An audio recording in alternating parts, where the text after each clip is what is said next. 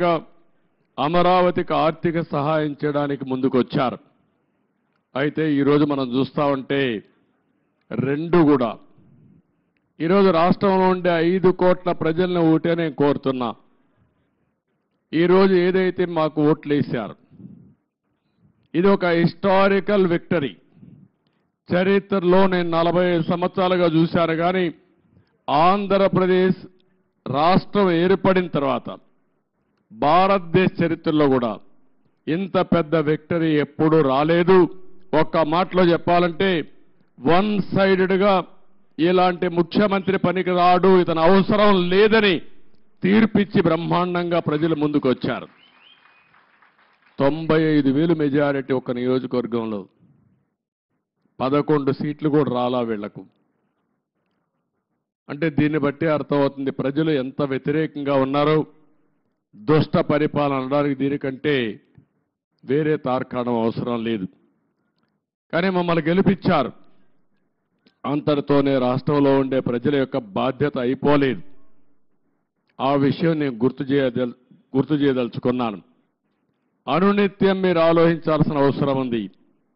రాజకీయాలకు పనికిరాని వ్యక్తి, ముఖ్యమంత్రికి అర్హత లేని వ్యక్తి ఆ పదవి వస్తే ఏం చేస్తాడో 5 సంవత్సరాలు మనం చూశాం. ఈరోజు పోలవరం కానీ అమరావతి కానీ వ్యక్తిగత సంపద కాదు. ఏ ఒక్క వ్యక్తికో, ఏ ఒక్క వర్గానికో, ఏ ఒక్క ప్రాంతానికో పరిమితమైంది కాదు.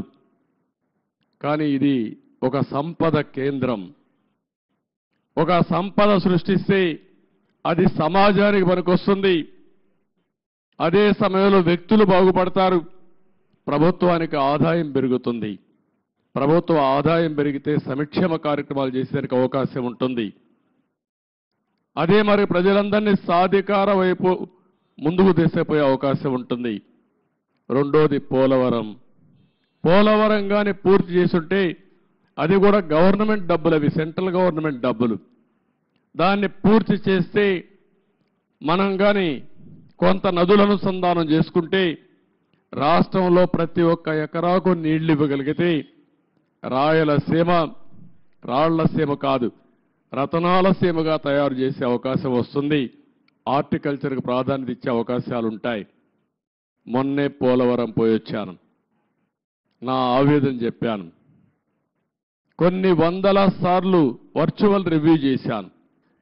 ఇంకొక పక్క నేరుగా ఫిజికల్గా 40, 42, 31 సార్లు వెళ్ళాను.